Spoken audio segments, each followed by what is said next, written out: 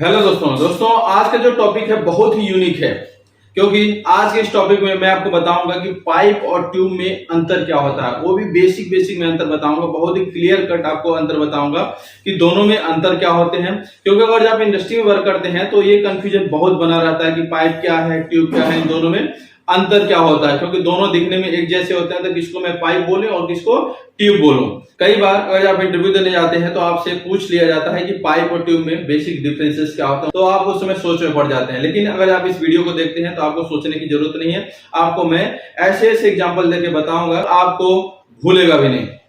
तो दोस्तों, अगर ये वीडियो आपको अच्छा लगे तो इस वीडियो को आप लाइक कर देना, और अगर आप इस चैनल पर नए हो तो प्लीज आप इस चैनल को सब्सक्राइब कर देना और बेल आइकन को एक्टिवेट कर देना। अगर आप बेल आइकन को एक्टिवेट कर देते हैं तो जैसे ही कोई नई वीडियो या नया अपडेट आता है तो उसका नोटिफिकेशन आप तक पहुंच जाता है। तो आइए स्टार्ट करते हैं कि पाइप और ट्यूब में डिफरेंसेस क्या होते हैं। पाइप और ट्यूब के बीच में डिफरेंसेस क्या होते हैं, उनके कुछ पॉइंटों को मैंने नोट डाउन कर लिया है। इस पॉइंट के अकॉर्डिंग ही मैं आपको डिफरेंसेस को बताऊंगा कि पाइप और ट्यूब में डिफरेंसेस क्या होते हैं। तो पाइप के जितने भी पॉइंट लिखा हो ब्लू कलर से लिख लिया है, और जो ट्यूब के जितने भी पॉइंट्स मैंने लिखा है वो ब्लैक कलर से लिख लिया है। तो इससे भी आपको जो डिफरेंशिएट करने में या जो व्यू होगा वो अच्छा दिखेगा। तो सबसे पहले देख लीजिए पाइप और ट्यूब का जो शेप होता है उसके अकॉर्डिंग इन दोनों में डिफरेंस क्या होते हैं। तो देख लेते हैं। जो पाइप होती है, पाइप हमेशा क्या होती है, सिलेंड्रिकल शेप में होती है, और इसका जो क्रॉस सेक्शनल एरिया होता है वो सर्कुलर होता है। वही यहाँ पर लिखा हुआ है कि pipe are always cylindrical in shape having circular cross sectional area. Pipe हमेशा क्या होती है, सिलेंड्रिकल शेप में होती है, और इसका जो क्रॉस सेक्शनल एरिया होता है वो कैसा होता है, सर्कुलर होता है। ट्यूब के केस में क्या होता है वो देख लेते हैं उसी पॉइंट को।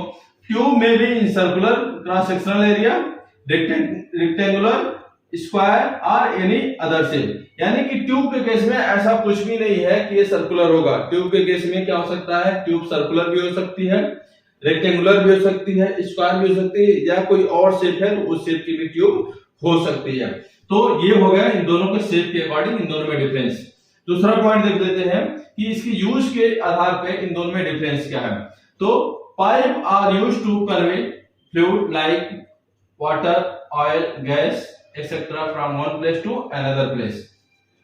पाइप का इस्तेमाल हमेशा किस लिए किया जाता है, अगर आप घरों में देखेंगे, इंडस्ट्री में देखेंगे, तो फ्लूइड को ट्रांसफर करने के लिए, यानी कि वो लिक्विड फॉर्म में हो, गैस फॉर्म में हो या स्लरी फॉर्म में हो, तो उस मटेरियल को एक स्थान से दूसरे स्थान पर शिफ्ट करने के लिए, या एक प्लांट से दूसरे प्लांट में या सेम यूनिट में उसको किसी फ्लूइड को ट्रांसफर करने के लिए हम लोग पाइप का इस्तेमाल इंडस्ट्री में बहुत ज्यादा करते हैं। आजकल घरों में भी आप देखेंगे कि जो वाटर की जो सप्लाई होती है, तो एक जगह से दूसरे स्थान पर किसी भी फ्लूइड को शिफ्ट करने के लिए हम लोग पाइप का इस्तेमाल करते हैं। ठीक है, तो पाइप का इस्तेमाल ऐसे होता है। लेकिन ट्यूब के केस में देखते हैं क्या होती है। ट्यूब कहां पे इस्तेमाल किया जाता है। Tube are mostly used as a structural member. Tube का इस्तेमाल स्ट्रक्चरल मेंबर के लिए किया जाता है इन कंस्ट्रक्शन। कहां पे, कंस्ट्रक्शन में या मशीन में देखते हैं, इक्विपमेंट्स में इस्तेमाल किया जाता है। Tube are also used in industry like in power plant, heat exchanger, economizer etcetera. Tube का इस्तेमाल हमको पता है ना कि इंडस्ट्री में कई जगह पे किया जाता है। जैसे कि हीट एक्सचेंजर, आप जहां भी हीट एक्सचेंज देखे कराते हैं तो वहां पर ट्यूब का इस्तेमाल होता ही होता है। पावर प्लांट में जो ट्यूब का इस्तेमाल बहुत ही बड़े लेवल पे किया जाता है, और इकोनोमाइजर में, यानी कि जहां भी हीट का जो एक्सचेंज कराना होगा वहां पर ट्यूब का इस्तेमाल होता ही होता है। चाहे कोई भी इक्विपमेंट हो, चाहे कंडेंसर, इकोनोमाइजर हो, प्री हीटर हो, एक्सचेंजर हो, पावर प्लांट में हो, ठीक है, ऐसे बहुत जगह ट्यूब का इस्तेमाल करते हैं। और कई ऐसे इक्विपमेंट होते हैं जिनके इंटरनल जो पार्ट्स होते हैं उसमें भी ट्यूब का इस्तेमाल किया जाता है। और ये जो स्ट्रक्चर होता है, यानी कि कहीं भी कंस्ट्रक्शन हो रहा है तो उसमें भी देखते हैं ट्यूब का इस्तेमाल कंस्ट्रक्शन के लिए किया जाता है। तीसरे पॉइंट को देखते हैं कि pipe is measure by inner diameter, और यहाँ पर लिखा हुआ है tube is measure by outer diameter. इन दोनों में जो मेजरमेंट का जो डिफरेंस कैसा होता है, देखिए अगर ये पाइप है, मैंने क्या बनाया, एक पाइप बनाया, पाइप है, यानी कि ऐसा होता है,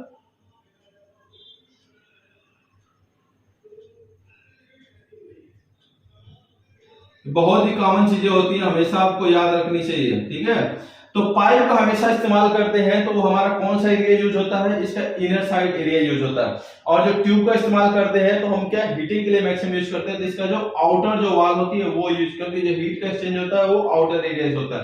तो इससे भी आप याद रखना कि पाइप का हमेशा इस्तेमाल इनर साइड से करते हैं, यानी कि इसका हमको मतलब होता है इसके इंटरनल एरिया से, और जो ट्यूब का जो मतलब होता है वो इसके आउटर एरिया से मतलब होता है, ठीक है। यानी कि इसका सराउंडिंग का जो वॉल होता है इससे हमको मतलब होता है कि इससे कितना हीट ट्रांसफर होगा, इसका एरिया कितना आ रहा। इसीलिए हमेशा जो पाइप का जो मेजरमेंट करते हैं इसका जो इनर डायमीटर लेते हैं, क्या लेते हैं, इनर डायमीटर, यानी कि इंटरनल जो वॉल होती है इसकी जो डिस्टेंस है यहां से यहां तक इसका जो मेजरमेंट होता है, ठीक है।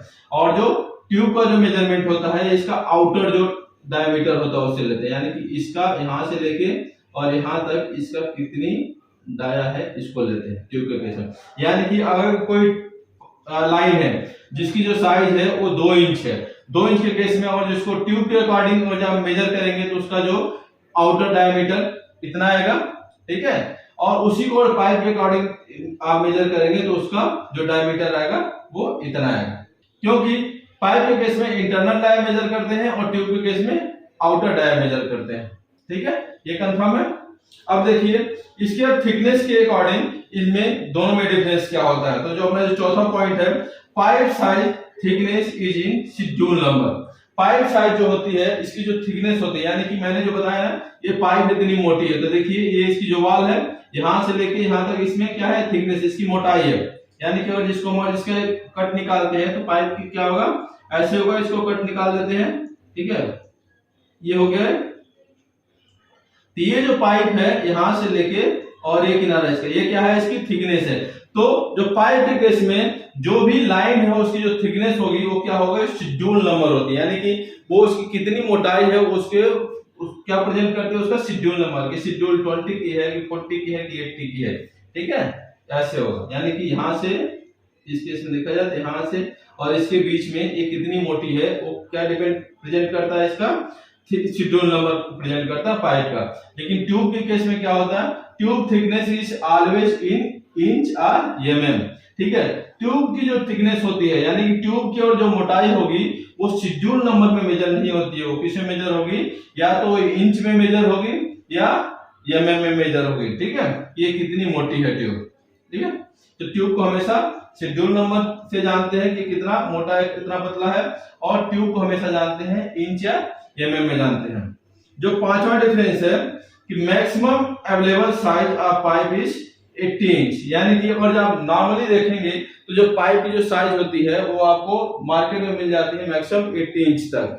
इससे ज्यादा साइज का कहीं पाइप वगैरह आप देखते होंगे तो स्पेशली ऑर्डर देके बनवाया जाता है, लेकिन नॉर्मली आपको 80 इंच तक मार्केट में जो पाइप लाइन है वो अवेलेबल हो जाते हैं, मिल जाते हैं आसानी से। वहीं अगर ट्यूब के केस में देखें तो maximum easily size available is 6 inch. तो ट्यूब का जो साइज है वो मैक्सिमम 6 इंच तक मार्केट में अवेलेबल होता है, जो इजिली अवेलेबल होता है। इससे ज्यादा साइज का और आप कहीं देखते हैं या कहीं लगा हुआ है तो स्पेशली ऑर्डर देके बनवाया गया रहता है।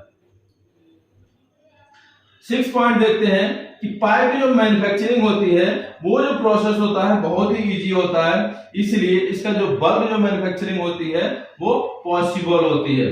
इसलिए हमेशा देखते हैं जो पाइप होते हैं बहुत बल्क में मैन्युफैक्चर किए जाते हैं, लेकिन ट्यूब के केस में देखा जाए तो ट्यूब की जो मैन्युफैक्चरिंग होती है वो थोड़ा कॉम्प्लिकेटेड यानी कि थोड़ा कॉम्प्लेक्स होती है, क्योंकि ट्यूब के केस में आपको बहुत सारे से क्राइटेरिया होते हैं जिसको फॉलो करने होते हैं, यानी कि इसको चेक करना, इसको टेस्टिंग करना, इसकी क्वालिटी जो कंट्रोल होती है इससे पास कराना।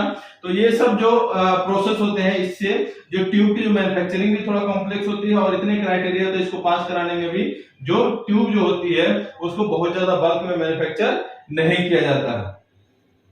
पाइप की जो मैन्युफैक्चरिंग प्रोसेस है वो जो कम एक्सपेंसिव यानी कि उतना ज्यादा महंगा नहीं है, किसके रिस्पेक्ट में, ट्यूब के रिस्पेक्ट में। यानी कि ट्यूब को अगर आप उसी साइज का और जो कोई ट्यूब बना रहे हैं, ठीक है, यानी कि 2 इंच का अगर आप ट्यूब बना रहे हैं और 2 इंच की कोई पाइप बना रहे हैं तो जो पाइप होगी 2 इंच की वो सस्ती पड़ेगी और ट्यूब क्या पड़ेगा, महंगा पड़ेगा। ये है दोनों में 7वां जो डिफरेंस है। Tube manufacturing is more expensive as comparison with pipe, यानी कि पाइप की तुलना करते हैं तो जो ट्यूब की जो मैन्युफैक्चरिंग होती है वो ज्यादा महंगा पड़ती है और जो पाइप होती है वो सस्ती पड़ती है, क्योंकि जो पाइप होती है उसकी जो प्रोसेसिंग करना बहुत ही ईजी होता है और इसको आसानी से बनाया जा सकता है और इसका जो ऑर्डर भी होता है बल्क में होता है। अब कोई भी सामान आप जानते हैं, अगर आप बल्क में जो उसको मैन्युफैक्चर करते हैं तो उसका जो प्रोडक्शन जो कॉस्ट होता है वो भी कम आता है। इसलिए आप मार्केट में देखते हैं कि अगर जो कोई 2 इंच 4 इंच 8 इंच 10 इंच का जो कोई आप पाइप लेते हैं या उसी साइज का जो ट्यूब लेते हैं तो ट्यूब हमेशा आपको महंगा मिलता है और पाइप उसके कंपैरिजन में सस्ता मिलता है। ये भी आप जान लीजिए, पाइप को हमेशा जो मेजर करते हैं वो होती है इसका एनपीएस नंबर, ठीक है, DN number, DM number. NPS क्या होता है, इसको बोलते हैं nominal pipe size. DN number क्या होता है, डायामीटर नॉमिनल, ठीक है। अब ये एनपीएस क्या होता है, डीएन नंबर क्या होता है, इसके बारे में अगर आपको डिटेल्स जानना है तो हमारी प्रीवियस वीडियो पाइप के ऊपर उसको आप जाके देख लीजिएगा। तो उस वीडियो में मैंने आपको बताया था कि अगर कोई पाइप है, ये मान लीजिए पाइप है, ठीक है, ये पाइप है, इसको मैंने ऐसे बना दिया, एक पाइप है, ठीक है। ये अगर इसकी साइज अगर क्या 14 इंच है, 14 इंच से कम है, उस केस में जो पाइप का जो आउटर डायमीटर कहां से कहां तक होगा, ये होगा ना इसका आउटर डायमीटर। उस वीडियो में मैंने आपको पूरी डिटेल्स बताया। इसका जो आउटर डायमीटर होता है इसको बोलते हैं इसका बाहर से बाहर, ठीक है। इंटरनल डाया क्या होता है, आईडी क्या होती है, ये होती है। तो अगर आपकी पाइप की साइज है 14 इंच से कम है, उस केस में आपका जो आउटर डायमीटर हमेशा ज्यादा होता है आपके एनपीएस वैल्यू से, ठीक है। वही मैंने बताया था, अगर आपकी जो पाइप की साइज है, पाइप की अगर जो साइज है वो 14 इंच है, क्या है 14 इंच है या उससे ज्यादा है, 14 इंच या उससे ज्यादा है, उस केस में आपका जो आउटर डायमीटर है और जो एनपीएस है वो दोनों क्या होते हैं, बराबर होते हैं। आउटर डायमीटर और एनपीएस क्या होते हैं, दोनों बराबर होते हैं। उस वीडियो में मैंने इसको बहुत ही डिटेल से बताया है। तो आज के सेशन में मैंने आपको बताया पाइप और ट्यूब के बारे में, जो बेसिक जो कुछ डिफरेंसेस होते हैं जिसको मैंने पॉइंट आउट पहले से कर लिया था, इसके अकॉर्डिंग मैंने आपको इसके डिफरेंसेस के बारे में बताया। तो उम्मीद करते हैं कि आज का जो सेशन है इसमें आपको समझ में आ गया होगा कि पाइप और ट्यूब में बेसिक डिफरेंसेस क्या होते हैं। इसके बाद भी और जो कुछ डाउट आपका रह जाता है तो आप हमको कमेंट करके पूछ सकते हैं, तो और अच्छे से मैं आपको बताने की कोशिश करूंगा। तो दोस्तों, अगर वीडियो आपको अच्छी लगी हो तो आप इस वीडियो को लाइक कर देना और अपने फ्रेंड सर्किल में आप इसको शेयर कर देना। और अगर आप इस चैनल पर नए हो और ऑन डिस्कशन हो तो प्लीज आप इस चैनल को सब्सक्राइब कर देना और बेल आइकन को एक्टिवेट कर देना। मिलते हैं नेक्स्ट वीडियो में नेक्स्ट टॉपिक के साथ। आज के लिए इतना ही। धन्यवाद दोस्तों।